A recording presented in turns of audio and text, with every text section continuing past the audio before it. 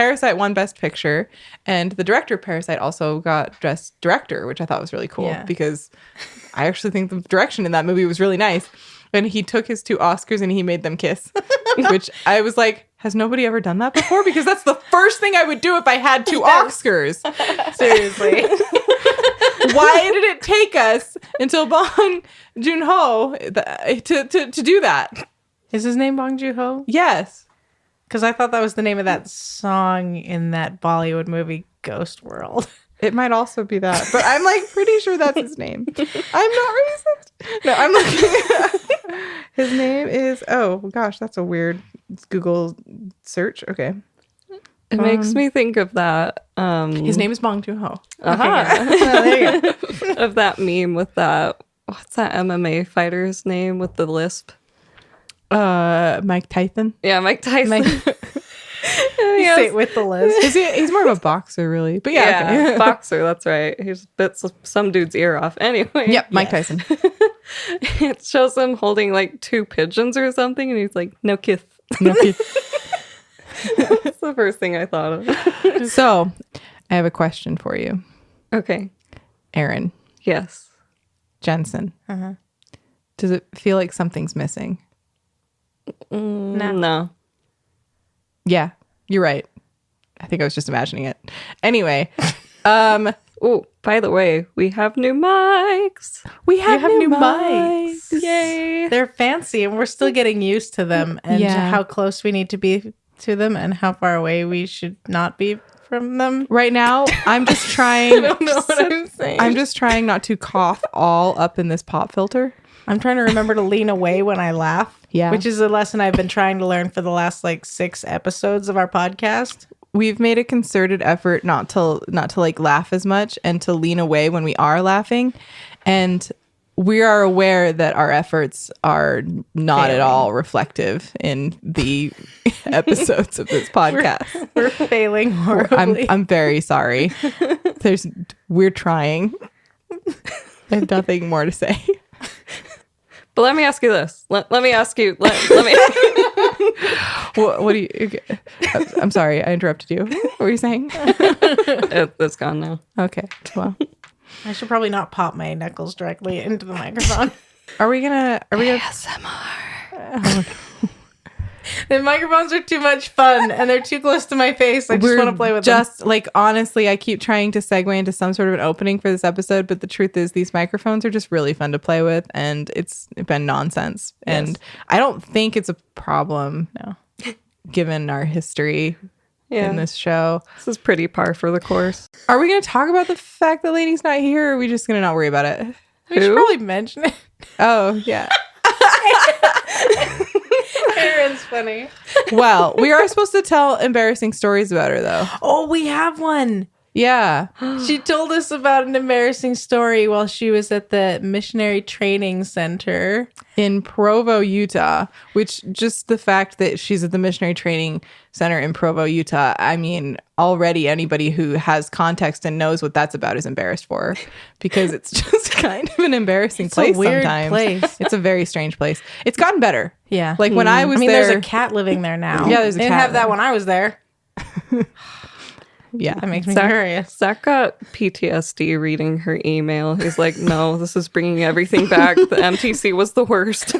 Yeah, it was pretty bad. I mean, it's one of those things where I don't want to talk about it either, actually. Now, I was going to talk about it, but I too have some I don't think I can handle it. It's just weird. I used to say this all the time when I was there to my companions. When we were trying to get somewhere, I'd say, this place is a geographical oddity, 5 minutes from everywhere. And no matter where you are, it takes my 5 minutes to get where you're going. Yeah.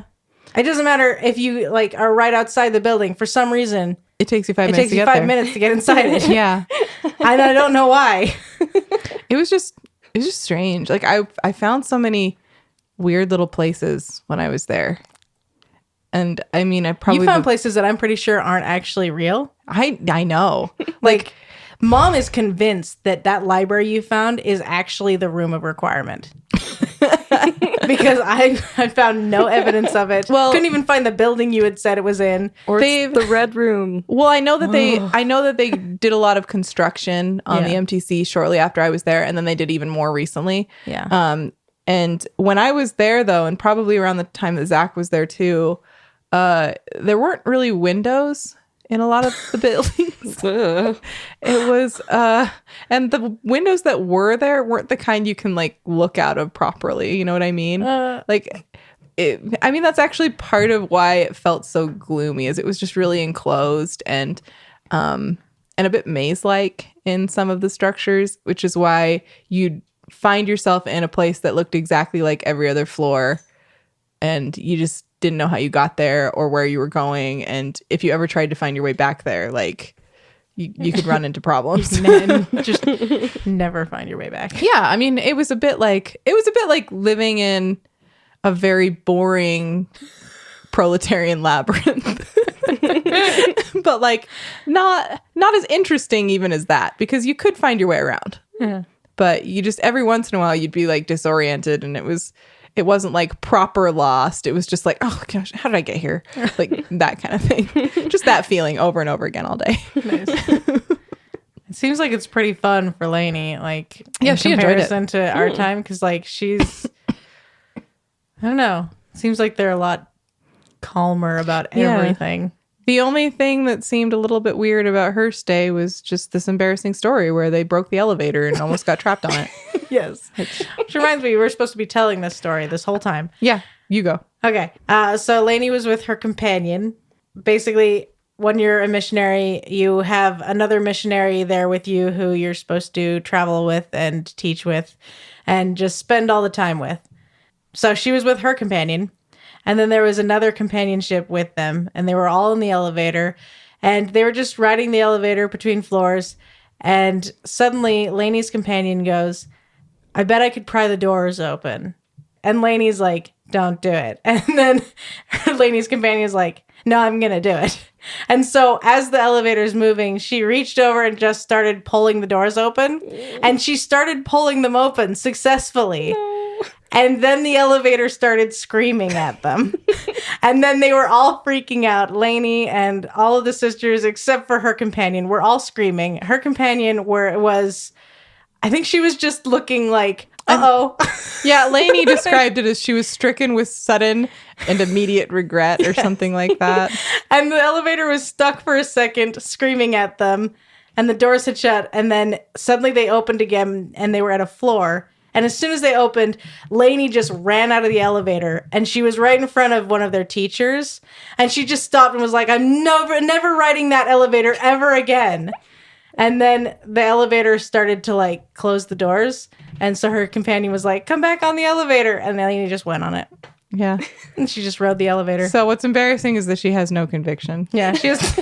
and screams at the slightest provocation. Yes. But now the elevator is still broken. She says that even like a week or two after it happened, the elevator would continue to scream at everyone who rode it. Oh my gosh. It's like full on broken. She broke it. Yeah. So Laney broke the elevator. Laney's companion broke the elevator. Yes. Yes, that's true. Laney was just witness to it and did nothing to stop it. Yeah. Anyway. It's really her fault. Love is what brings us together. Makes the world go round. Do you guys have any thoughts on love? Yeah, me neither. So we decided to celebrate Valentine's Day by playing dating simulators. It's pretty cool. Are we going to catch up first on what we've been playing? Yeah, we are. Or I was getting there. Oh, are we going to do dating simulators first? No. Just tell me what's happening. I was just trying to be a podcast host. Jeez. Okay.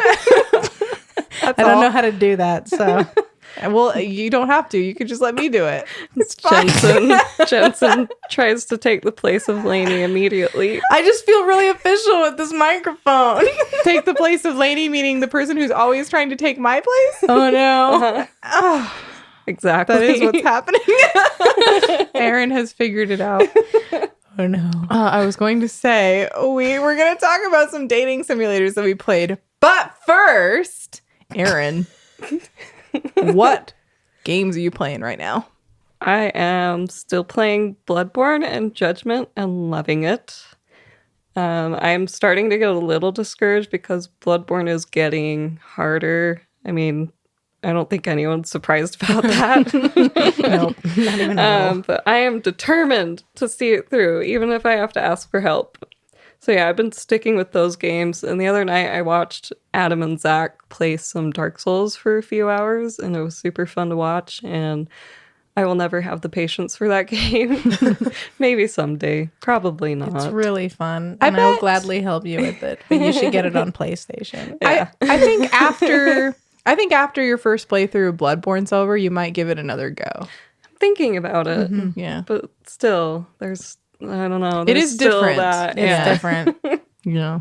But it's really fun. Once you like get the hang of it, I'll admit I don't feel like I really got the hang of it until after I defeated Ornstein and Smaug with Elsa's help. But then I just loved it. It was great. Before that, I was enjoying myself, but it was a struggle. Yeah. And that's like halfway through the game. What's wrong with me? That is a solid 50% of the way through the game. But now I can replay it and do just fine, and I don't have any troubles. Okay. But Yeah. Nice. Elsa, what are you playing? So I may play nothing but Witcher 3 for the rest of my life, and I'm kind of okay with it. I feel like I'm a little bit of a weird Witcher fan because I started with the books and read those and fell in love with the story and the characters in that. I think that's like the normal way. That's the normal way, Elsa. Almost everybody I've talked to The books have been around since the 90s. Well, I know that. But most people who I've talked to, most people who seem to be big fans of The Witcher were introduced to it through the games. I mean, that's how I was introduced to it. Actually, no, I was introduced to it when I got called on my mission to Poland. So you are just taking Laney's place and arguing with me about everything. Sorry. I will attest to Elsa's point. I started with the third game. That's how I found out about the series. Yeah, I mean, I'm not Okay. saying that the books aren't popular. I know that they're huge, but for those of us who didn't live in Poland, like I feel like it was normal to get Okay. introduced to Witcher through Witcher 3. That's fair. If you didn't live in Poland, then I'm sure it's much more common to get introduced through the games. Not saying there's anything wrong with having lived in Poland. A third of this podcast lived in Poland. So good for that third. Okay, well, I was introduced to it through the books. And Because through I lived living in Poland. But I didn't read the books until after I'd played the game. So I don't know what that makes me. I don't know what your point is. Let me but ask you thank this. I didn't even play the Let games. me ask you this. I didn't even play the games till I came back from my mission, but I was so immersed in the Witcherness in Poland that I was a fan even before I knew anything about the stories. I would recognize when people had Witcher tattoos and be like, "Oh, Wiedźmin," and then we'd talk about how much we love The Witcher. And I'd never read or played any of it. Thank you. I'm now going to I'm return. sorry, I'm being Laney. I am now going to return to the second sentence of my notes. Okay, Laney has clearly possessed me. I am no longer Jensen. I am now a hybrid of Jensen and Lane. Okay. I'm sorry. Anyway, I read the books first, and then I watched the Netflix show, which I was very happy with. I've since become aware that apparently the very cool thing for us Wiedźmin fans is that did I You butcher said that? it right. Good job. Apparently the very cool thing for us Wiedźmin fans is that we're supposed to be really angry at the Netflix series for adapting it wrong. But I thought it was great. I didn't love everything. You can listen to me complain about Brokilon for a couple of hours. Yeah. But I thought that they did a really good job for the most part. And I liked the Netflix adaptation. And then a few weeks after that was when I was like, oh, maybe I'll play the game. And I have avoided playing this game ever since you told me to play it. Because naturally. Of course. I'm not even surprised. Because this is how you introduced it to me. You were like, oh yeah, it's like a dark fantasy series. You're a monster hunter. It's this really cool story. It's based off of a book series that I bet you'd like to. By the way, it's 300 hours. For me, that's a selling point. I know. For me, I hear 300 hours and I go, ooh, Yeah, I'll but be for lost in that somebody- world for so long. Maybe I'll never finish it. But for somebody who really like primarily plays survival horror, it's 300 hours was like the quickest way to get me to never play it. Okay, this was before I knew that you liked shorter games. Because you also liked Dark Souls. Yeah, okay, that's true. Dark Souls is super long. But you can, I mean, you can complete a game of Dark Souls in like a day. yeah, once but you're not going to. Well, some of us have. I know you can, but I'm just saying, when it's your first time playing the game, you're not going to finish it in a not my day. first time, but like, you know You're what I going to mean? spend a long time in it, and then you're probably going to go back and replay it, and then play it again, and then next thing you know, you're going to have racked up 300 hours in Dark Souls, which I know you have. You're not wrong. Anyway, I put off playing Witcher for a really long time because I knew it was a huge time commitment. And I finally started playing it a couple of weeks ago, and I love this game. I get it now. I get it. I get what everybody was going on about. I love the story. I love the characters. I love the music. I already knew I loved the story and the characters because I love the books. But like the way that the game has adapted it is so perfect for a game specifically. Like they've really utilized all of those Witcher elements to their greatest potential within this game world. And they've just created such a beautiful game. And I'm enjoying it in an unprecedented degree. Like I love this so much. I will say those controls are junk. Like I tolerate them at best.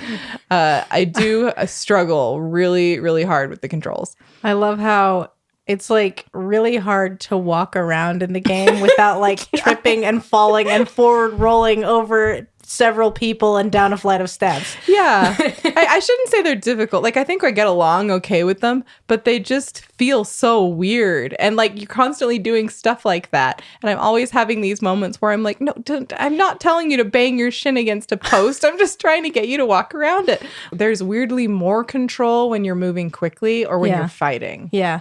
And just there's so much more control when you're fighting. Yeah, and actually the fighting system feels pretty good for the most part. Like, it doesn't bother me as much. It's just moving around in the world that's kind of tough. Yeah, especially once you get like the signs and the bombs and the crossbow and stuff down, it starts to feel really, really fluid. That's how I feel too about basically any Rockstar game. Mm-hmm. Yeah. Grand Theft Auto and like when you're fighting, suddenly the controls work. 1 and 2 are both like just trying to move around the space is so freaking hard. I don't even know how I finished that triathlon in Grand Theft Auto 5.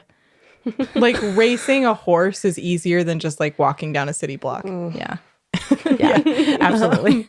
But I love it. I love the crafting mechanic. I love the inventory. I love just the variety of ways that you can approach any given situation, and the sheer scope and breadth of it's so impressive. I guess the only other complaint I'd have is just that sometimes you can see where CD Projekt Red's vision and scope kind of exceeded their actual capabilities at the time, which I know that this was a big project for them, and maybe they didn't necessarily have the budget that they, aspired to have. Like you can see the edges. You can see where they had to cut corners. And sometimes it's just little things. And sometimes it's slightly bigger things. But when it comes down to it, like I love this game so much. And I honestly, since I started playing it, I haven't wanted to play anything else. Like every time I get a chance to play, I just want to go back to Witcher. And I'm so glad that you like it now. And I'm so glad that you like Gwent and that you bought that whole Gwent set. And I'm so excited to play Gwent with you. Okay, Oh my gosh. No, this is a shameful confession. This was a very, everyone, when you're older and you have your own money and you can start to make responsible choices with it, I would encourage you to do that. That having been said, I just on a whim decided to drop like $300 this week to buy a wooden Gwent table set and 5 decks of cards. That's so cool. I'm so excited. I didn't know they had that. I didn't know I could be that stupid with money. We But should definitely do a video of us playing some Gwent. Oh gosh, I'm gonna lose so hard. yay! I love Gwent. I mean, I knew that this was, I always thought that there was kind of like a running joke, that everybody's like, you want to play a game of Gwent? Like, I love it. I love it. And I'm so good at it. It's so fun. It's the best. Yeah. Anyway. So Jensen, what brand new game that you definitely haven't played literally 20 times did you play? Basically, the day that Laney left for her mission, I went and borrowed her PlayStation copy of Mass Effect and decided to play it again for the 21st time? 22nd time? I can't remember now. I have to look. I wrote it down. Which time was this? 21st time. I started playing it for the 21st time. And I got 2/3 of the way through my 21st playthrough. And I was playing as Femshep because that's the canon way to play Mass Effect. And I was romancing Liara, and it was awesome, and everything was fun. And then I remembered that Tally exists and is romanceable in the second and third game. And so I immediately, partway through my 21st playthrough, started over a 22nd playthrough as a male shepherd who would romance Tally. And then I proceeded to play both games simultaneously, switching back and forth until I beat them both within a day of each other. And then I started the second game just with the male shepherd who's romancing Tally. I'm going to go back and play as my femshep later, but I just love Tally so much, you guys. I can't not. And it's almost Valentine's Day, and she's back on my crew, and I'm going to go help her with her treason problem and not causing treason. We're fixing it. You guys need to play that game.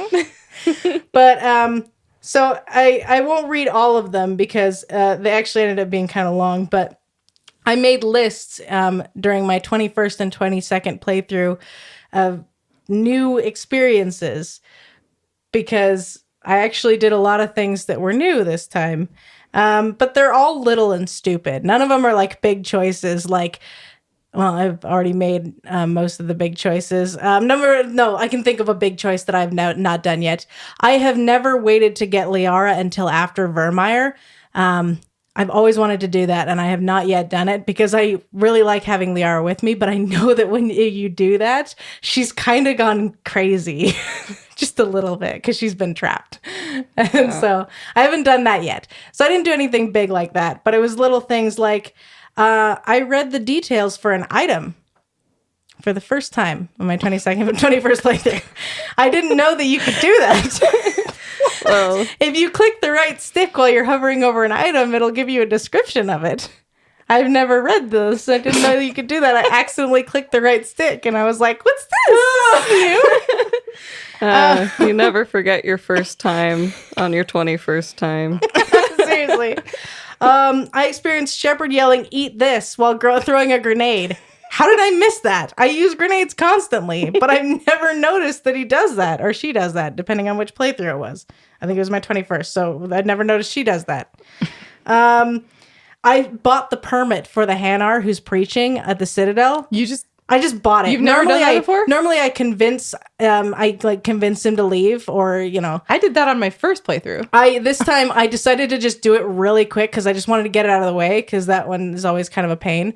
I just went up to talk to him and I didn't have enough charm or intimidate points to get rid of him. So I would just I'll just buy you the permit. And then he's just still there preaching. And I was like, I've never experienced this before. He's always gone after that.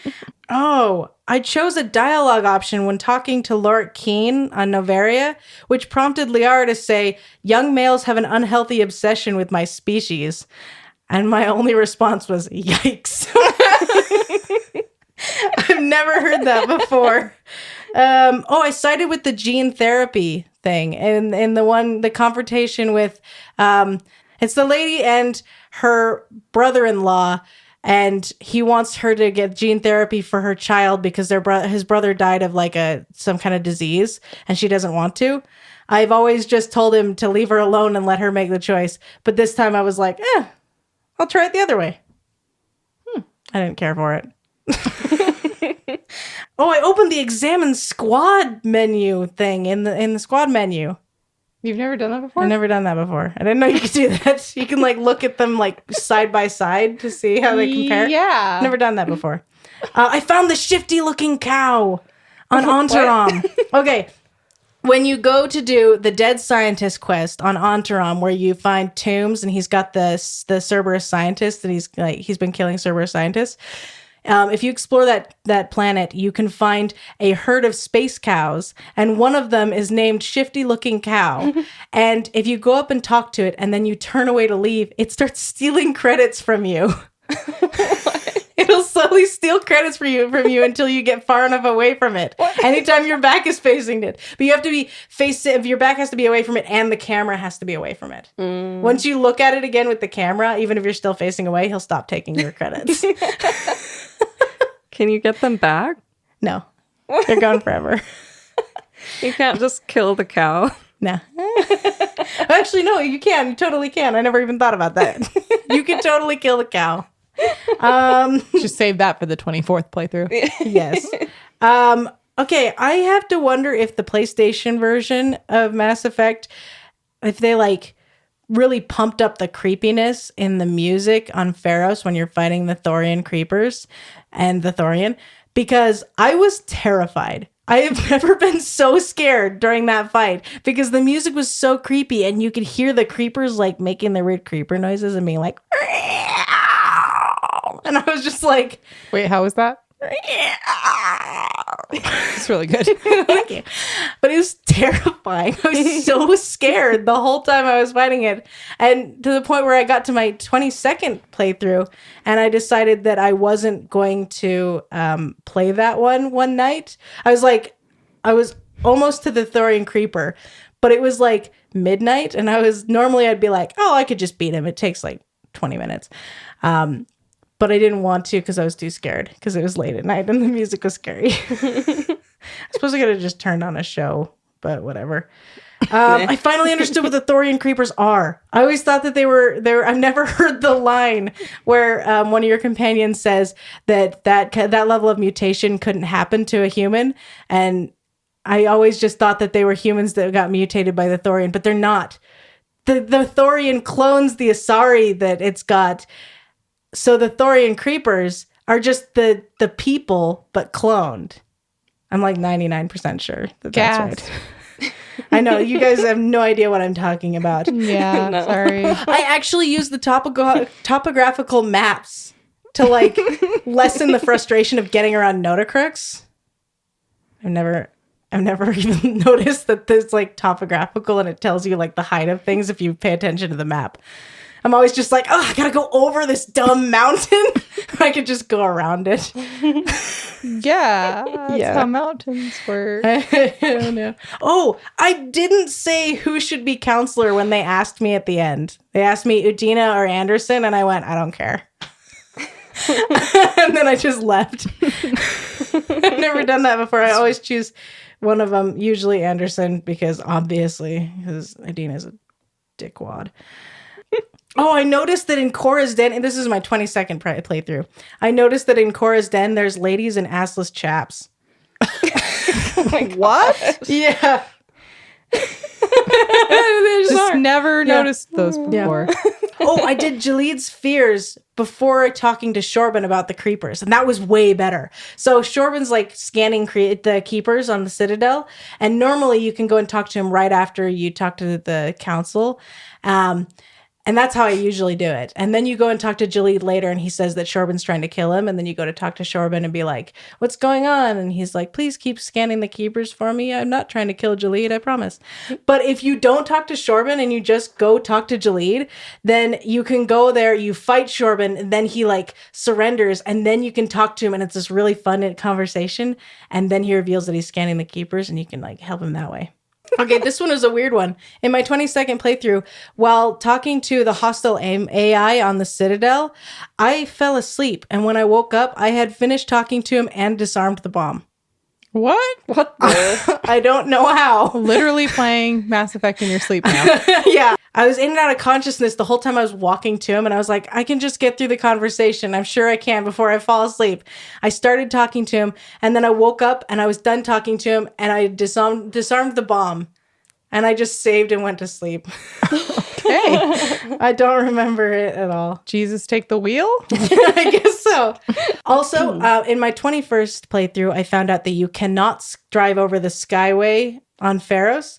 And then in my 22nd playthrough, I found out that you can drive off of the Skyway. I don't know why I couldn't in my last playthrough. I died. I died showing Ailsa that you couldn't drive off of the Skyway. I was like, look, Ailsa, it's so cool. It won't let you drive off. And then I just drove right off and died. And I hadn't saved for a while. I had to redo a chunk of it. That's the most of them. That's all the funny ones, I think. This was a long segment. I'm sorry. No, don't apologize. I enjoyed it. I just had very little context for some of those. Yeah. You guys should play that game. Yeah. You should play all of the games. They're all amazing. Okay, Erin, tell us about your dating simulator. Okay. So I played, was it Hattiful or Hotiful? I think it's Hattiful. Hattiful Boyfriend, which is a, what do you call them? A visual novel? It's a visual novel. Okay. Visual novel. Yeah, so it's a visual novel, and it's obviously a dating simulator. And you are a human girl going to a high school consisting of all pigeons.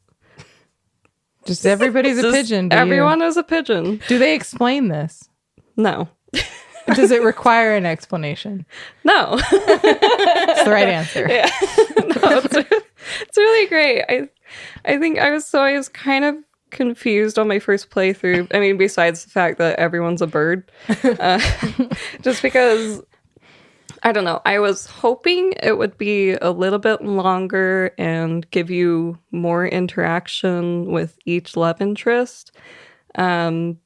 But based on your choices, it pretty much locks it in pretty quickly. And then...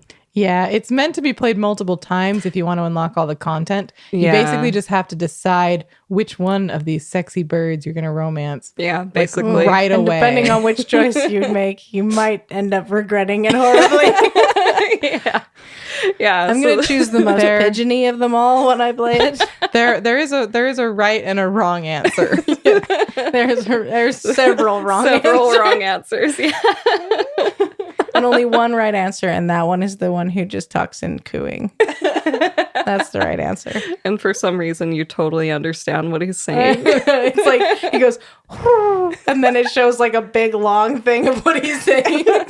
He's obsessed with pudding for some reason. Oh, he sounds perfect. Yeah. So the one I wanted to romance was like the dark, misunderstood, quiet pigeon boy in the library. I get that. Because I was like, I'm totally vibing with this pigeon. But I guess he didn't like me very much, and somehow I ended up confessing to the teacher. Oh. Which is no. No. How did that happen? I don't know. I guess I was too nice to him, and at the end I was supposed to pick, oh crap, what do they call it? It's instead of Valentine's Day. Burdentines? No, that's a good guess though. I think it's legumantines or Legumantines. something like that. And instead of getting chocolate, you get beans. Oh. And apparently I chose the bean that the teacher would like. No. And yeah, I just was confessing all of a sudden. I was like, wait, this is over? What the heck is happening? And yeah, I was like, I didn't want this. But lucky for me, he was like, well, I'm sorry, I'm not ready for this yet. My wife or whatever, bad partying. I don't know. I guess she died or something. I don't know what happened. Wow. He wouldn't tell me. It sounded kind of sketchy, but yeah, he's like, but when you grow up, I'll be waiting here for you. And I was like, no, that's creepy. I was like, That's no, okay. I'm good. All right, you don't have to. Yeah. But yeah, there are lots of little entertaining things like in the language, like you say every birdie or is any birdie here? That's so stupid. I know. It's like what they do on My Little Pony. They say every pony. Oh no. I think you mean that's awesome. I am gonna start utilizing that in everyday speech again. I forgot. I tried to do that for like a day or two after I played this game a few years ago, and nobody got what I was doing. I just need to. I don't commit. think anyone ever will. No one but us and our 3 listeners. We did the math, and we have at least a dozen. Yes. There are dozens of us, Erin. Dozens. There are 12. Most of them are in Chicago. Shout out to Chicago. Let's see. That's pretty much all I have to say about it right now. I'm sure I'll do another playthrough sometime because I really want to get that moody library boy. So I'll let you know how that goes. Get that moody library booty. Oh yeah. Dat tail. That dorsal feather though. You just caught me by surprise so much. Oh no. Can't even remember what you said now. To be honest, it wasn't that funny. But thanks. It was really funny. Oh, that's great. Oh, sorry. Maybe cut and paste this before Ailsa says her funny thing. But for some reason, you live in a cave. Forgot about that. It never explains it. It also heavily implies that we're living in a post-apocalyptic society. Where everyone's birds now? Except for you. Except for me. And this one parakeet. Well, he's still a bird. He's still a bird, But he's not a pigeon. Not a pigeon. Or a dove, yeah. Oh my gosh. Oh, wow. That's fantastic. Thank you, Erin. Thanks. I really appreciate your experience and Me too. you sharing it with us and being really vulnerable. Yes. It's great.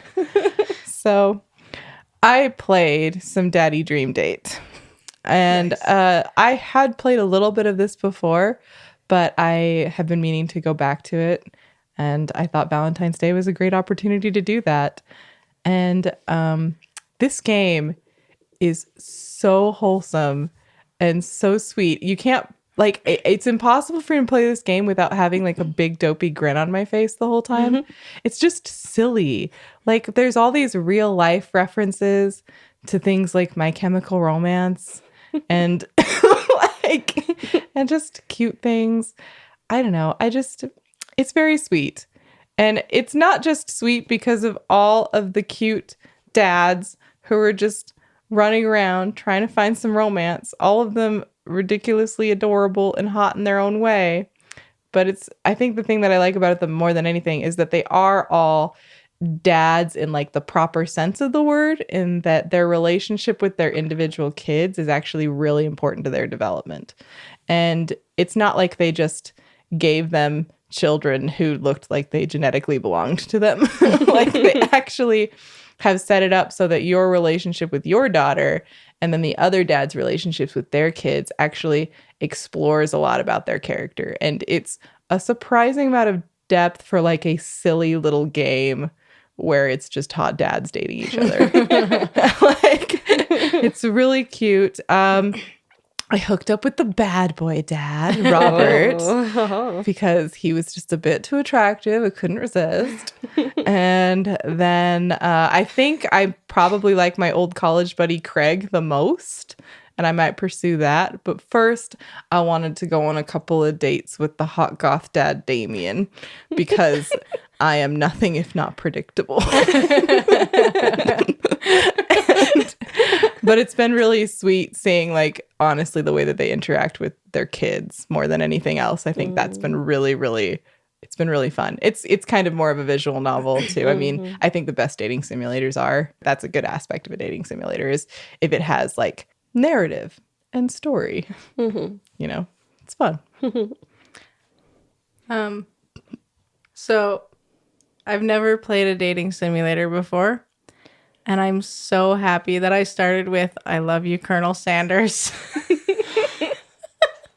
I'm so excited to hear about this. So yes, I played the KFC dating simulator. And oh my gosh, you guys, it's just the greatest thing ever. It's so funny and like really weird.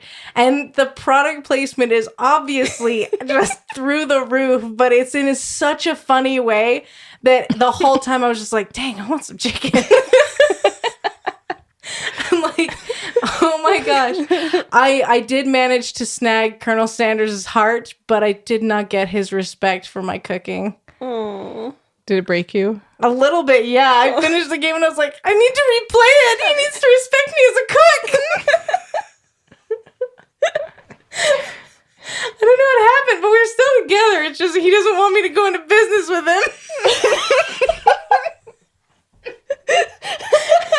And it's because of the stupid time section. Okay, my one problem with this game, because this game was amazing. It was so funny, and it was over the top, but in like, just like the right amount, where it wasn't so much that I was like, they were trying, you know? It's like super weird and funny. But my least favorite thing, the only thing that I have to say that's really negative, is just the stupid arena competition lunch thingy timed section was dumb, because I couldn't read and choose an option in 10 seconds with the numbers counting down right, like huge, as big as the screen. I couldn't do it. And maybe that's the point. Maybe they don't want you to be able to get Colonel Sanders' respect as a cook. Like, maybe they don't want to.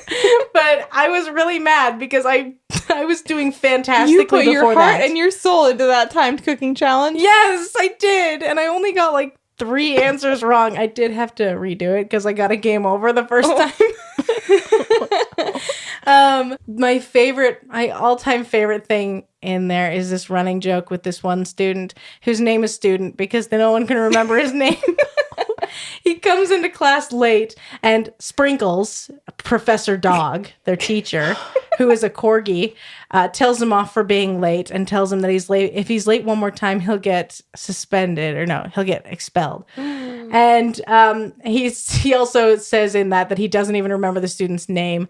Student, every time he comes up, everyone's always like, go away, you're so annoying. And then in like the first day's like competition cook-off thing, one of the rivals makes this octopus dish that is apparently turned, and the student tries it and he dies. And he turns into a ghost, but he's like a ghost with a sheet over his head. And then he continues to appear in front of you saying that it's your destiny to avenge him. And one of the times it was when I hadn't been paying attention in Professor Dog's class because Colonel Sanders was just too dreamy. And the next thing I knew, Professor Dog was handing me a platter of... There was a drink of water, there was a pepper, and then there was a dog treat, and I was supposed to choose one for some reason. I don't know why.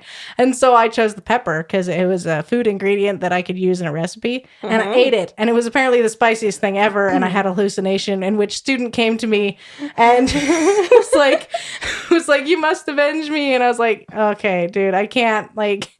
I don't want to deal with this right now. And he's like, no, I have to tell you about the prophecy. And then my character started coughing because the pepper was really spicy. And I kept interrupting while he was trying to tell me about the prophecy and how important it was. And I couldn't hear him. And then I was suddenly awake. Oh, no. And then he kept reappearing to tell me that I needed to avenge him. And I was like, I don't even know your name, dude. How am I supposed to avenge you? And it was so funny. Oh, my gosh. And they also reveal some of the secret ingredients. And I think you can find out all 11 herbs and spices, but you don't actually get to see them because they just wipe them out. Of course. But your character's like talking about it like it's so funny. It's like, oh my gosh, I can't believe blank is the secret ingredient. I didn't even think that was legal to use in food. I have to say, I think that we've learned a lot from our dating simulators, but the main thing that we've learned is that the best dating simulators incorporate more than just dating. Yes, absolutely. They incorporate things not that like I would know, having never played any others, but and Colonel Sanders and satirical product placement and cute dad stuff. Yes. There was one scene at the barbecue that I honestly could not stop laughing, where it's just every single dad makes a pun and they just go around in a circle for a while making dad puns, and it's delightful. Okay, before we move on, I have to just tell you guys about the part that made me laugh the hardest in the whole thing. So there's a moment when Colonel Sanders and your rival are kind of hitting it off, and they're talking, and you can either insert yourself between the two of them or just internally burn with rage. And I felt like inserting myself between the two of them was weird and kind of forward. And so I decided to just internally burn with rage. And the response was that I burned with so much rage that it caused an actual fire on my face, burned my eyebrows off, and then I ran out of the school scared that I would never find love because I was so hideous now.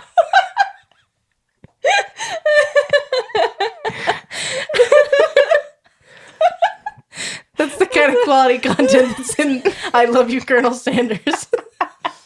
It's an excellent game. 5 stars? Yes, 5 stars. And I definitely, I fully intend to play it again, and this time choose all the options that I know Colonel Sanders will hate, just to see what happens.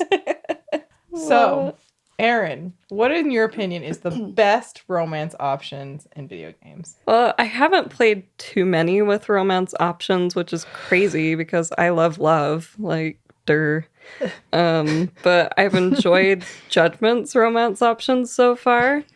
But I think Persona 5 is probably the best, even though I haven't really delved into the romance options yet, but just based on everything I've seen and heard and all that good stuff. But I just wish it would give me more time for everything, because then I could probably call it the best, but I only have so much time to do things. Yeah. Including beat the dungeons. So it's how do I manage my time? It's Persona 5 is adulting the game, and I don't know, it stresses me out. It is. It forces you to learn time management skills. Oh, I'm so bad at that. Nobody wants to do that. Ugh. Well, I know that I was praising the whole idea of the visual novel, and I said that I think some of the best dating simulators are the ones that have a story.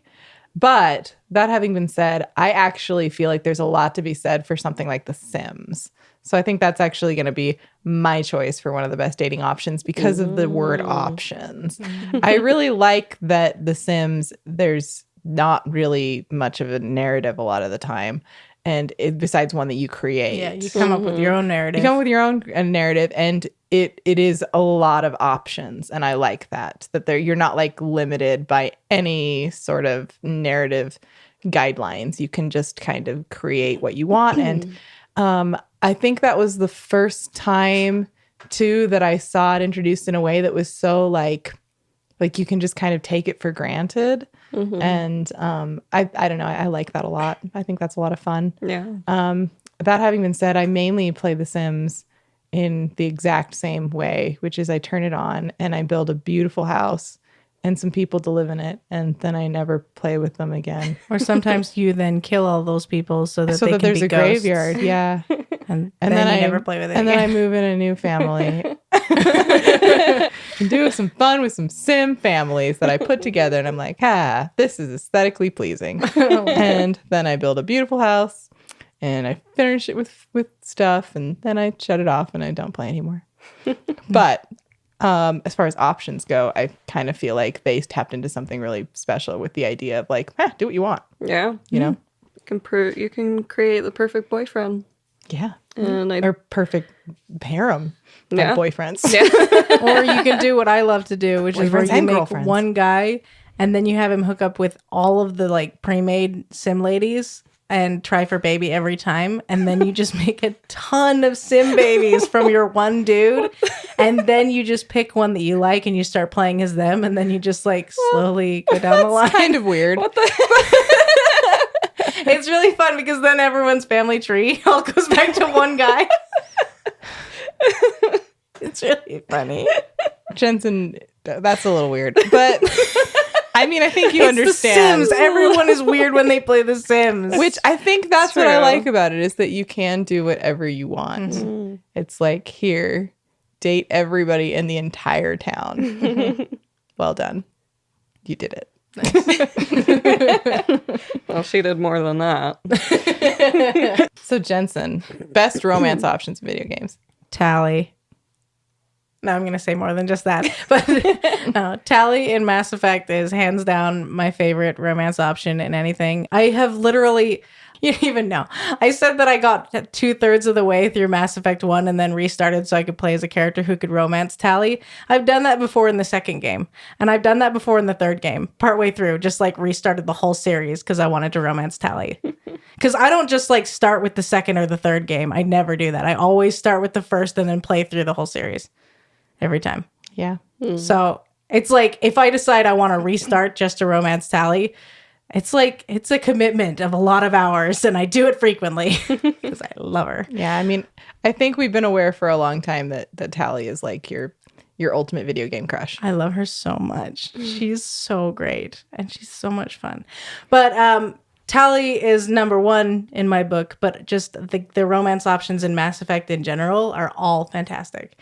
And even as I'm playing this one where I'm romancing Tally, I'm remembering, oh, Miranda's so much fun to romance. And oh, Jack is so much fun too. And I've never actually finished the romance with Thane, but I bet that's awesome. And like, yeah, this is how I play the game. I just like think the whole time about who I could be romancing. And then I just restart it and I do that. And I remember the first time I ever played the game, before I knew that there were romance options in it, I remember... I was playing as Femme Shepherd, of course, and right after the whole part with the Prothean beacon at the beginning, you are back at the ship, and Caden's like, it's my fault, you had to push me out of the way. And I said, oh, it's no problem. And then he gave this kind of look, and I, little old, however old I was, I think I was 18, 17, 18, something like that. I went, is he like sweet on me? And I immediately was like, okay, I'm romancing him. And I did. Oh, he likes me. And I was like, he likes me. Is there romance in this game? Oh my gosh. For that, I had only ever experienced it with Star Wars Knights of the Old Republic. With the same voice actor. And Bastila also, which is the same. It's both the same voice actors because that's Femme Shepherd. You guys. Yeah, you have a type. I have a type, and it's Jennifer Hale and Raphael Sabarge. Yep. And whoever voices Tally. What game doesn't have a romance option but should? Aaron. It's your turn. I know you have thoughts on this. Is this up for every... Oh, I just thought you were gathering. I just thought you were gathering your thoughts. You were gearing up to start screaming. Because we know you have feelings. No, and that's why I'm going to skip over this. Everyone knows how I feel about Spider-Man. So moving on. So this might sound like kind of a lazy answer, but I wish all games had romance options. I mean... It's generally my favorite thing in any medium. But if I were to get specific, So I forgot to add Star Wars Jedi Fallen Order, but I'm not going to say why because Ailsa hasn't played it yet. Ailsa needs to play that game. She needs to play it. Erin and I have already talked about this at length. Yeah. But we can't talk about it in front of Ailsa unless she leaves the room like I had to when you talked about Batman. I was going to start it, but then I started playing Witcher. And I'm really happy that you started playing The Witcher. Yeah. So you're going to have to play Jedi Fallen Order at some point. Mm-hmm. When it's time for me to take a pause from Witcher, I'll play Jedi Fallen Order. It's a pretty short play. It is. That's awesome. It's awesome. But like I would love it if Thief had some. As weird as that sounds. No, like, I totally agree. What if you fell in love with someone in the City Watch? Oh, it's so forbidden. Drama. She loves Bad Boy. Or what if you... Especially if she doesn't know he's a thief right away. Sorry. Yes. Oh my gosh. Just going to expound on this. Also looks disapprovingly between the two. No, I wasn't looking disapprovingly. I was just imagining your Kickstarter for the next Thief game. Oh my gosh, that's an amazing idea. Oh my gosh, guys, our only pitch is he falls in love this time. Yes. Do whatever else you want with it. As long as it's Thief and he falls in love. Or what if you fell in love with a thief who hates you because she's like your rival and she will never be better than you? So romantic. I like the City Watch better. I would romance a City Watch girl. I'm already decided. Right? It's not even real yet, and I've already picked who I'm romancing. I can't help but notice that these are all very antagonistic. Yes. That's what makes it fun. Yeah. I do like antagonistic That's why it's so much fun to romances. romance Miranda, because at first she's Cerberus operative, and she's like, I wanted to put a chip in your brain, so you'd have to do what we wanted you to do. And you're like, what? That's evil. And then you like get to know her, and then you're like, actually, you're really fun. And then she's like, Cerberus is evil. Oh my gosh, I can't believe I worked for him for so long. And they're like, I know, come and help me fight the Reapers. And she's like, I will. And it's awesome. Yeah. Thank you. I could go on many more explanations about why all the other romance options are great, but I won't. Not right now. Jensen will just make a video. Keep an eye out for that. Oh my gosh, that would be so fun. Telling you why you should romance everyone in Mass Effect. You guys, she has to finish. We have to finish the other videos first. Oh, yeah, so I we're have barring homework. her for now. We've told Jensen she's not allowed to film any more videos until she finishes editing at least 2 of the other ones that are in her queue. I will. I'm working on it. I already finished one of them. Yay, me. Yeah, but that's because it was actually 3, but you did manage to finish one, so now it's 2. Okay. Okay. Good job, Jensen. It was a wonderful video, by the way. Thank you. Go to Princess in Another Video. It's called How to Shinobi, and it's fantastic. It's Erin playing Sekiro, and it's a game that she should be amazing at because she's really good at stealth games, but she's like really bad at it, and then she becomes really good at it, and then she becomes really bad at it again right before we cut. Really, it was very impressive for having, you just picked up Sekiro and started playing it. Yeah. I just love how she doesn't even like remember to jump across the gap at the very end. That's like my favorite thing, because it's like she's like done all this stuff, and she beat the mini boss, and then she just doesn't remember to jump. Yeah, that's generally how I roll. That's like my life. But also, can you imagine if Dark Souls or Bloodborne had romance options? Erin, it's like you're reaching into my brain and pulling out the things I've always wanted. Seriously, the whole time I was playing Dark Souls, I was like, why can't I romance this silent girl who has no tongue? What are you talking about? I did romance Solaire. And then when you get her tongue back and she can talk, and then she's like, I don't want to talk. And I'm like, I love you even more now. You're so complex. Talk to me. Wait, you don't have to talk. We'll just sit here in silence. It's fine. I love her. That's adorable. But yeah. I'm weird. I know. I'm weird. Stop looking at me like that. No, I think it's wonderful. No, it's just interesting watching you two. I'm realizing that you feel way more passionately about this subject than I do, and I'm the one who wrote the outline. I really, really like romance options in games. I'm glad. So much fun. Yeah. But yeah, they probably all end in tragedy. But Absolutely. they would still be fun, right? Speaking of, I saw some fan art on Pinterest that paired a female hunter with a male undead from Dark Souls. Unkindled. Yeah, Unkindled. And I was like... Unkindled? Is that what they're called? Yeah. Yeah. I think so. Probably. I've definitely heard them called that. Yeah. Yeah, that's a thing. Okay. But yeah, I totally ship it. As soon as I saw it, I was like, I want that. So, yeah. I love that. And, you know, since there's some Berserk influence in the Dark Souls universe, I would say that it would be very appropriate for there to be some romance options where you just get one happy afternoon together and then everything is torn away from you. No. I support this so much. No. Are you whispering so quietly and so far from the mic that we're not going to pick up any of that, though? It's possible. I really hope that that's not what happens. I'm so scared right now that Zach's going to go and listen to it, and he's only going to be able to hear me. It's okay. You can just explain what I was saying. Just put the episode out with just me. Just Jensen being like, I support this, and being like, no.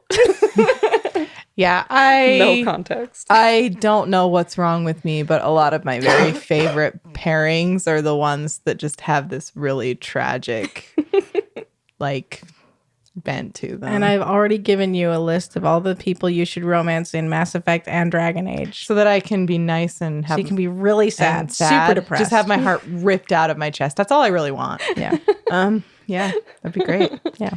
Okay, and let's actually do Jensen next. Jensen, what game doesn't have romance options but should? All of them? Oh, so you're just agreeing with Erin? I do have an actual answer, but I really did think when I first read it, I was like, duh, all of them. I always want romance in every game. Not even just like a romance option like you can choose, but even just like a romantic subplot, like Uncharted. Oh my gosh. I love that about Uncharted. It's like my favorite aspect of the games. But my real answer is probably either Horizon Zero Dawn, Outer Worlds, or Fallout New Vegas.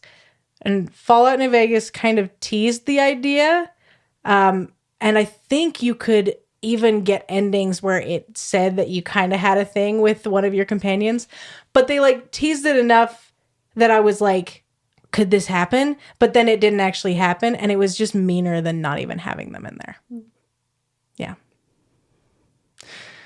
So those are my answers. But Horizon Zero Dawn is probably the number one because I was shipping Aloy with absolutely everyone the whole time I was playing the game. Right? I'd be like, I ship her with this person. And now I ship her with this person. And now this person. And then it ended and I was like, oh, she didn't end up with any of them. I guess that's fine too. I just really like love. I like love. I like love. I like love. I'm stupid. So, the game that doesn't have romance options, but I think should, Outlast. No. What? Why? No. It's like, Ailsa. No. Just no. Who are your options? Ailsa. Who are your options? Ailsa can have a little romance in her survival horror as a treat. But not Outlast. Who are your options? Look, I don't know. Other patients who are Resident Evil. If you said Resident Evil, I'd say yes. You can have a little romance as a treat. But Outlast, no. I think it's like, which crazy patient do you want to shack up with? The groomsman does not deserve love. He's the worst, Ailsa. Well, I wasn't thinking of him. Were you thinking of Chris? Ailsa. He would rip you in half. Only if he knew you were there. How does that make it okay? So you're saying there should be one-sided romance, so you're just like totally crushing on Chris. I think that's what already happens when you play Outlast, Ailsa. Unrequited love until he sees you and kills you. Yeah, that's just already how you play the game. This is not how we envisioned this conversation going.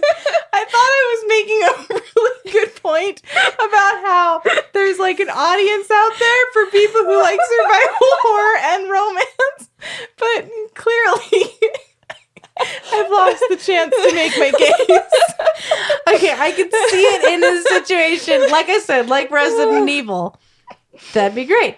Or something that's like a sort of RPG survival horror, something like Days Gone or something. I want that. something truly terrifying. You want something with an emphasis on the survival part of it.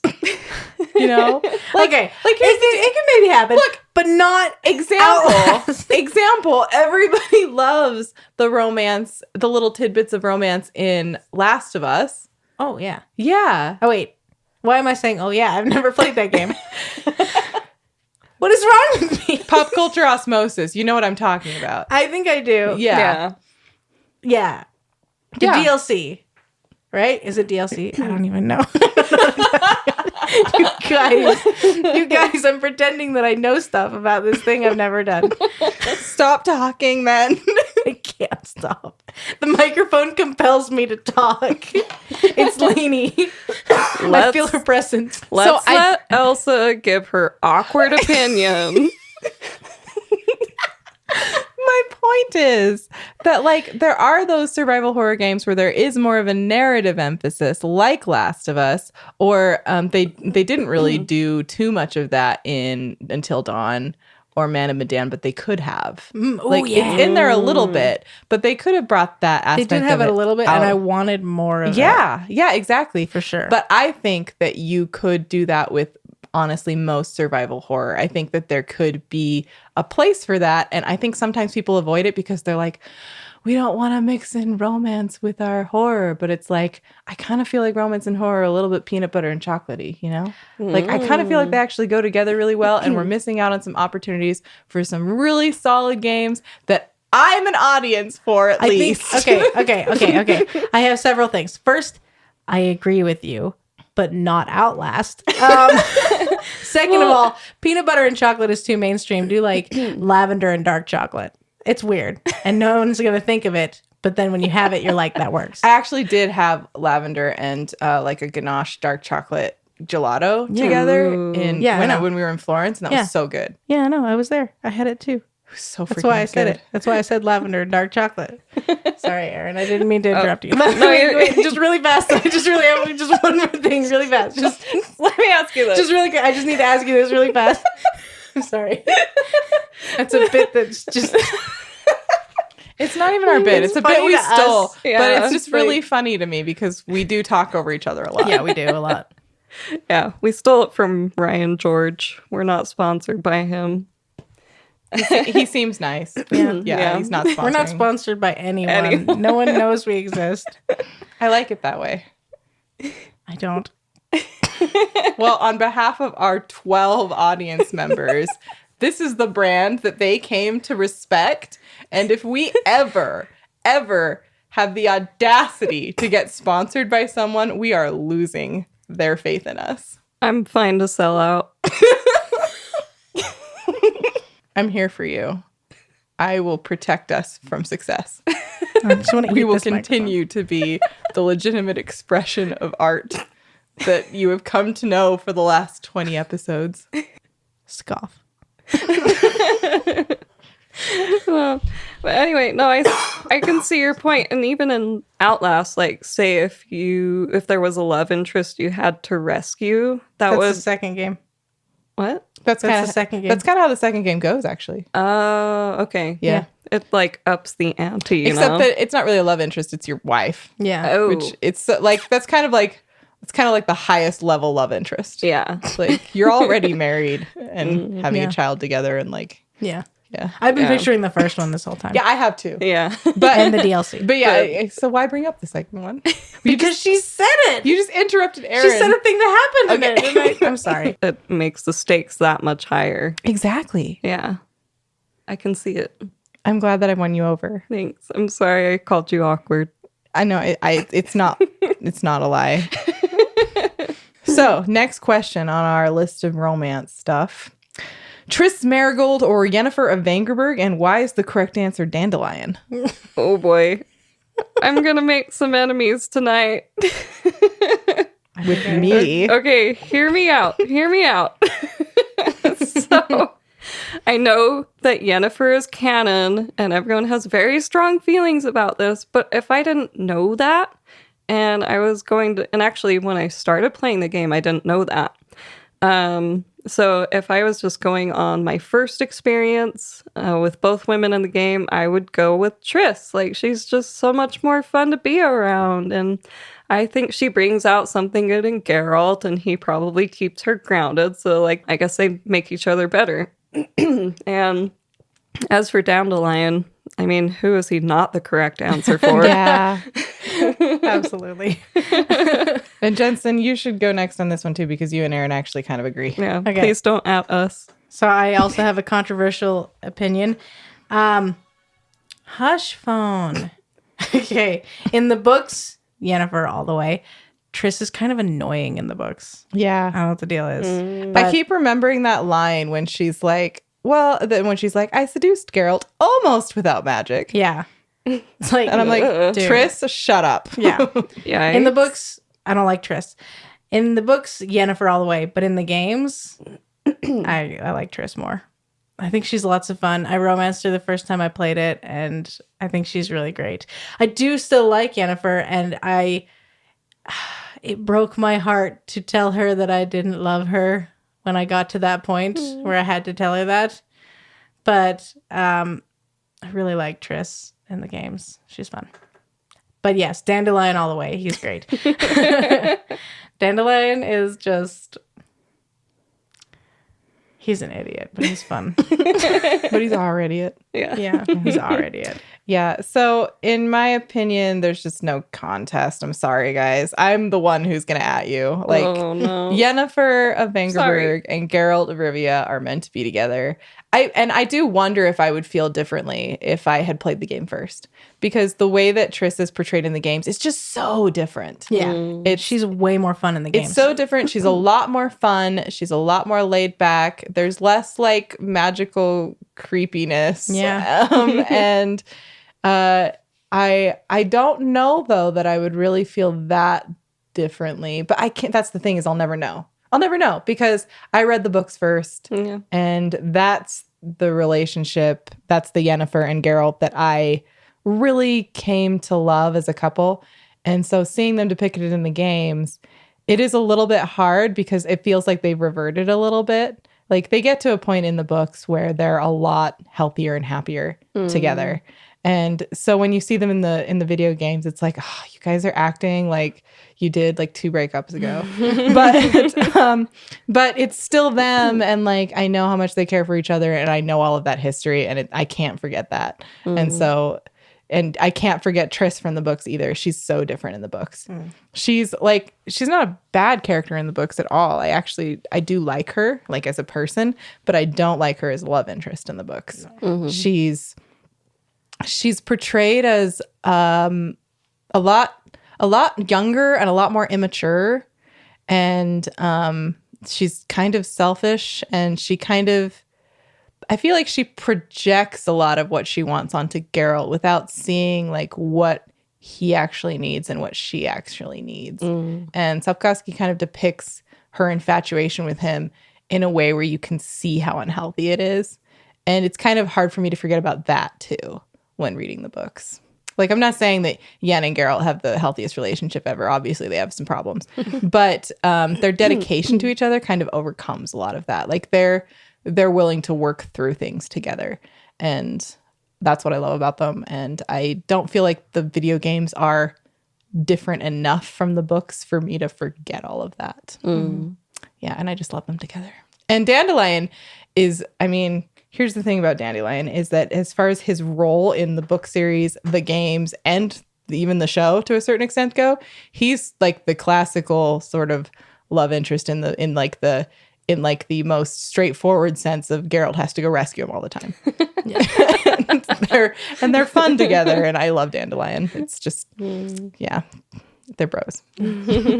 Dandelion or Jaskier. Jaskier, yeah. Which means buttercup in Polish. I know. Buttercup. I might have complained about that earlier in an earlier episode that I didn't know why he was called Jaskier. It's because you didn't read the books in Polish. I didn't read the books in Polish, and I also didn't learn a lot of flower names, so I didn't realize it was Buttercup until later. And then I was like, oh, duh. I did look up flower names while I was learning Polish. Why did that But I come didn't up? look up Buttercup. Because I wanted to know the names of flowers. This has been a Polish lesson. This has been a Polish lesson with Jensen, who doesn't remember all of her Polish. And next question. Worst video game romances. Oh, are you trying to get me to rage about Mary Jane? That has literally been our entire contrivance Yeah, for that's this the whole episode. episode. That's what it's You about. know what? If you want to hear me rage about Mary Jane, go back to our previous episodes because I'm tired of talking about her. I hate her. Bye. But in all seriousness, They did write her very poorly in that game. they I did. thought she was fine. Well, Jensen's an idiot. No, I'm kidding. I'm kidding. Wow. Aaron feels so strongly enough about this that she's starting to get a little feisty. No, I don't even know I'm how to teasing. deal with you anymore. I'm teasing. Okay. But in all seriousness, not only does Life is Strange have the dumbest dialogue in the universe, it has the worst romance options. There are two, and neither one of them is very good. Like, one of them you barely even spend any time with, and the other one is just a bad influence and kind of sucky person all around. I know. And I gotta say, what's his bucket? He likes Cannibal Holocaust. Yeah. That was like an instant deal breaker with me. He says it's hilarious or something like that. I'm like, what is wrong The second with he you? was like, you should watch Cannibal Holocaust, I was like, I don't think we can be friends anymore. He might think it's hilarious that the director-writer was so hypocritical that he didn't understand he was making a movie that was speaking out against his own brand of filmmaking. Sorry, I Maybe. I just really Yeah, don't like maybe. that movie. No, I mean that movie. nobody should like Have you seen that movie? No, I have seen clips from it and I've heard many things about it.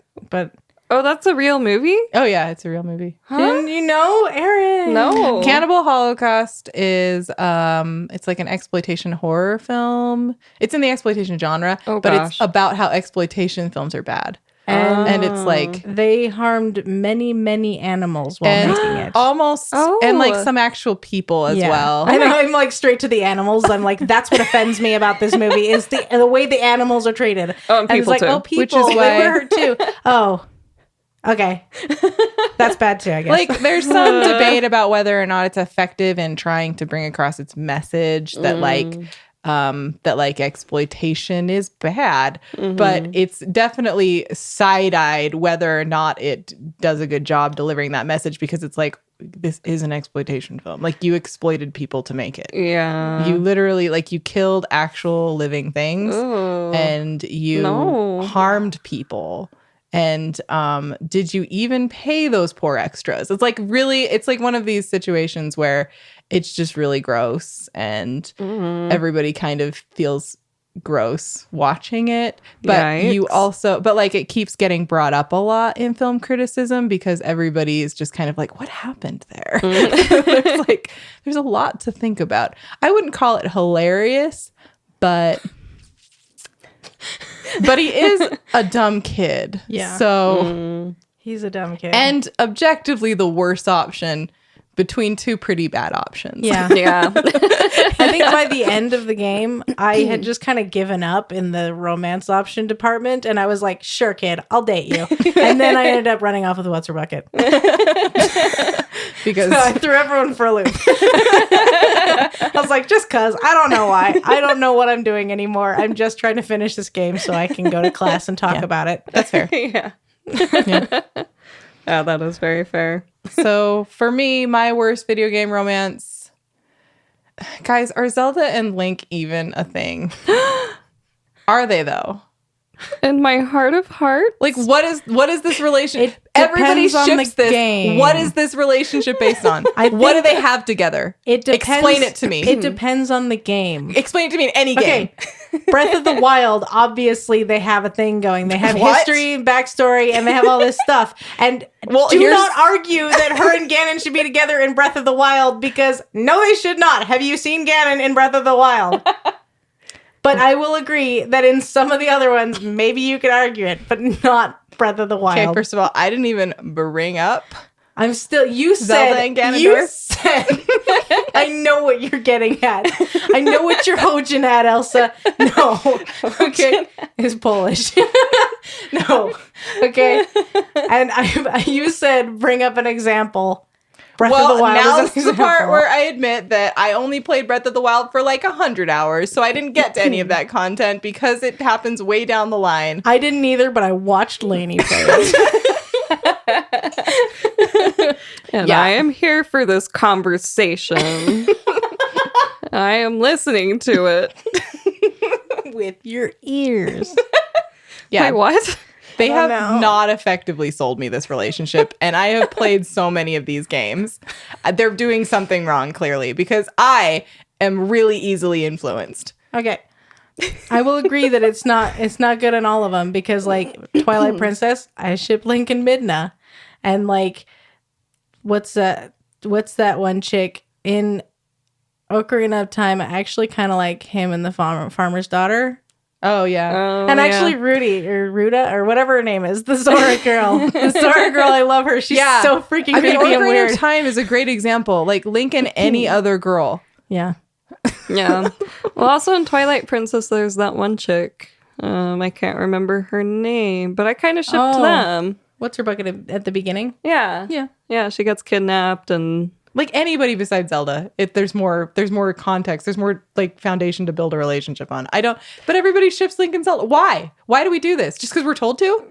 Are we just? Is that all? Is that all that this is? It's just we're being told that he hasn't even been with like it's not even been like clearly them shipped together in a lot of the games, Elsa.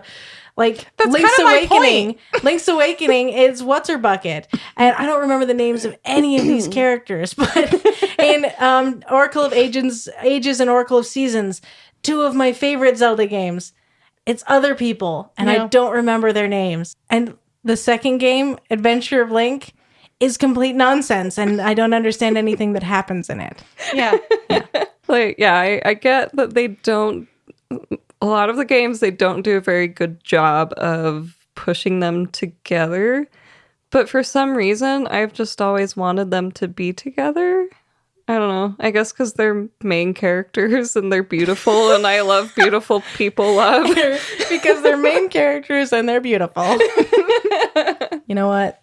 Those are solid reasons, Erin. I support this. I actually feel like that's the way better argument than whatever you were saying. I'm not shallow at all. What was I? I wasn't making an argument. I was just saying an example. I wasn't making an argument. She argued. Shut up. I hate you. Taking my ball and going home. Taking my microphone and going home. Don't take that, it's Zach.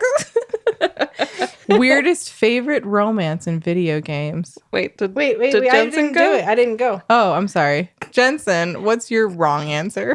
Shut up. Okay, my least favorite romance, or worst video game romance, whatever the question is Anders from Dragon Age. Because he was so much fun in Awakening, and then they put him in 2, and you could romance him, but suddenly he was a gigantic buzzkill. Oh. And I started romancing him, and I got halfway through the game, and then I was like, he's really sad, and he's bumming me out. Why can't I romance Merrick? And then I stopped playing as that character, and I restarted, and I romanced Meryl, and I was so much happier. Aw. I love Meryl. She's so great. She's Welsh.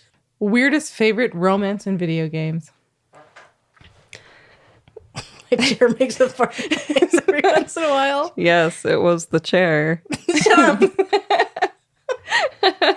I'm going to go ahead and let you guys define what weird means in this context. I feel like that's the That's best a way weird, to do it. it's a weird word to define. Oh my gosh. Well, we need to wrap this up. Oh my gosh. Clearly, I'm going to wait too long. All right. Okay, so I actually thought this was weird until I stumbled across this, I think it was a Watch Mojo video the other day. I was looking at it because I wanted inspiration for this episode. And they actually brought up the one that I was thinking I was a weirdo for wanting.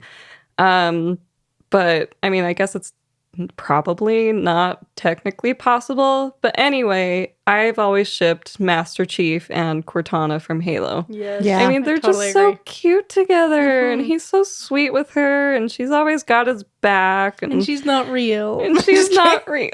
She's real, but she's an AI. So she has no physical Artificial form. intelligence is still intelligent. Yes, it's still intelligence, but she It's has no true. physical form. I mean, yeah. It's fine. It's one of those They really can make her a angsty physical romances form. where there's always something separating them, like Shepard and Tally. You guys, it comes full circle. I've always felt like being a naked, small blue AI makes you kind of vulnerable to this giant machine man, one man army. Oh, I don't know. really sweet. I just thought it's really cute. I think it's cute. They're always together Yeah. through the good times and the bad. Aw. So Yeah. I agree. it's beautiful. Okay, so my friend Lexi reminded me of the game Tac Tac and the Power of Juju. Nice. a delightful little romp. Yes. And there's a subplot where your buddy Locke is being relentlessly pursued by Vanessa the gorilla. And we actually utilize this infatuation like as a mechanic within the game.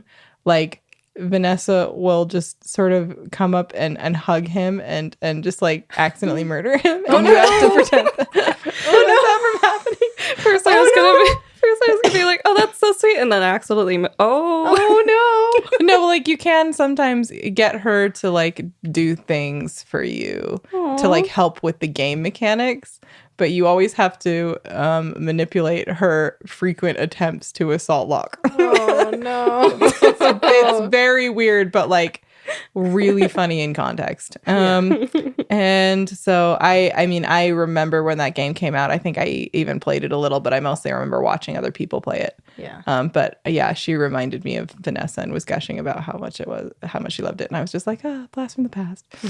And then I was thinking about it, and I realized I don't know if this one's really that weird because it's clearly intentional on the part of the game developers. I know what you're gonna say. It yeah. is intentional.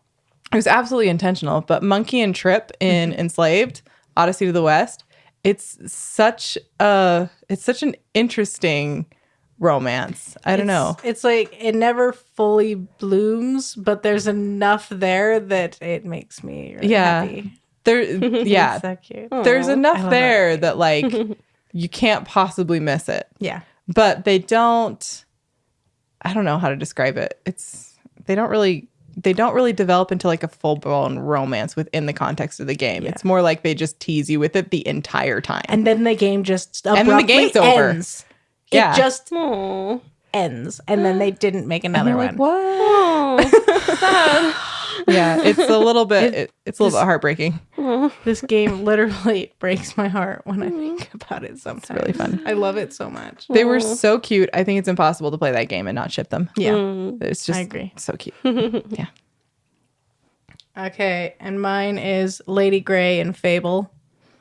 Yeah. She's so great. I've heard a lot of people say that Lady Grey is a huge pain because she always hates you and is really mean and stuff. But she's not if you're good. And you do have to be like a certain level of evil in order to marry her.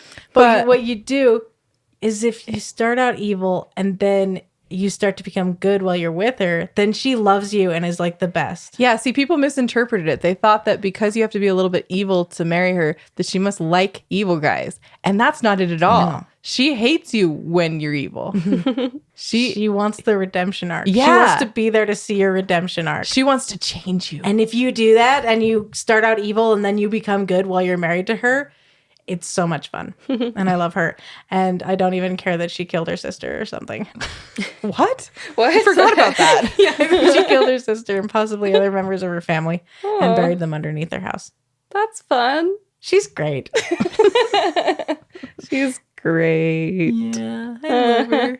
And then in the second game, tried to make a dumb rebuild joke. her out of pieces of her corpse and bring her back to life, and then she marries the groundskeeper. Well, she can, depending on choices you make. Oh, traitor.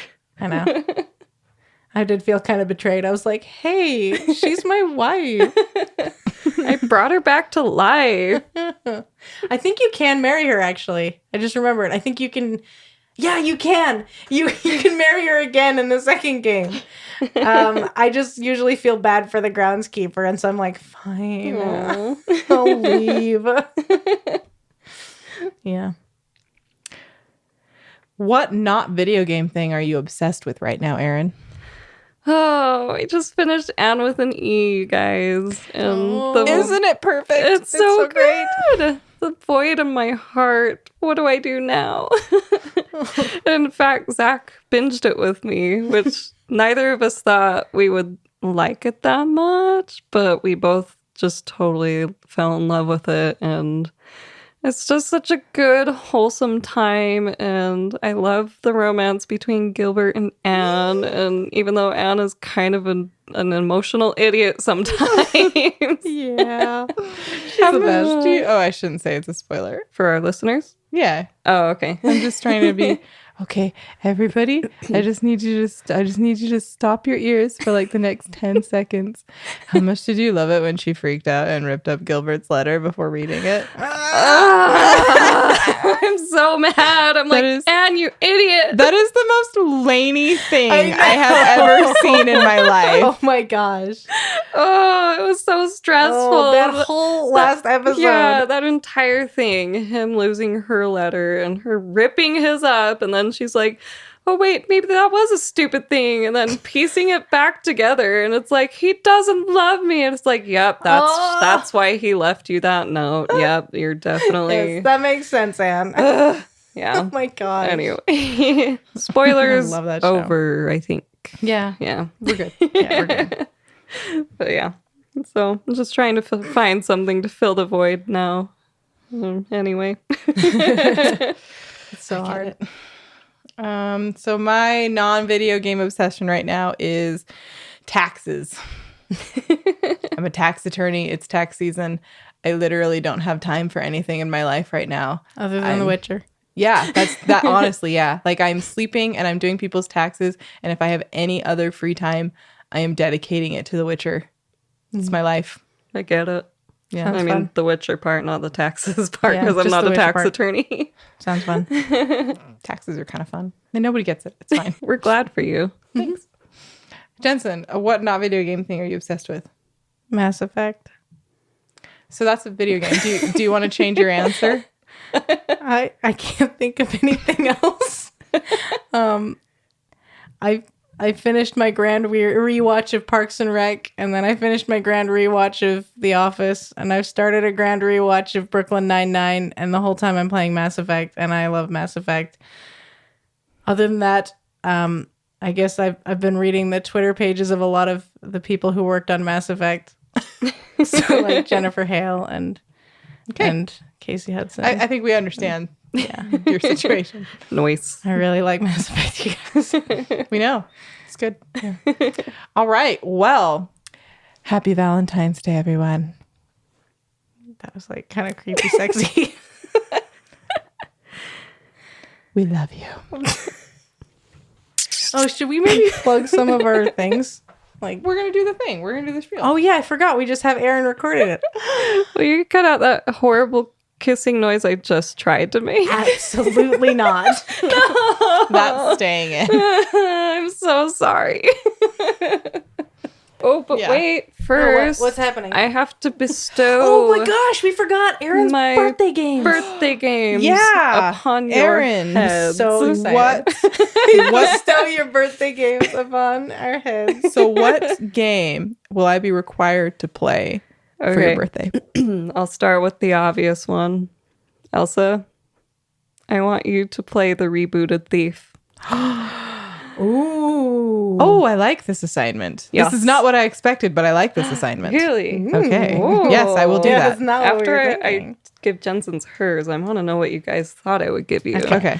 Jensen, I want you to play Persona 5. Ooh, I like this. That's not what I was expecting either. Wow.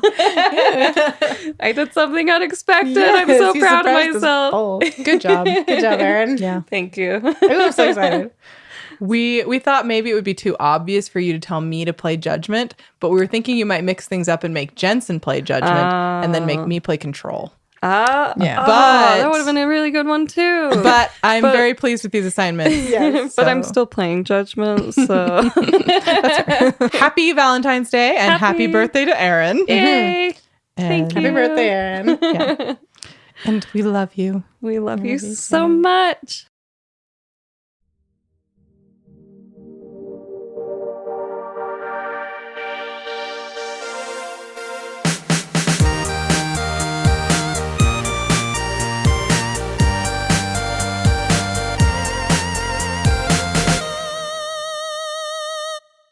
Hey, thanks for listening. We'd love to hear from you. Your hopes, your dreams, your loves and fears. Message us at Princess in Pod on Instagram and Twitter, or check out our YouTube channel, Princess in Another Video. You can also email us at princessinanotherpodcast@gmail.com, and we'd love to hear from you. Take good care of your gamer hearts and souls.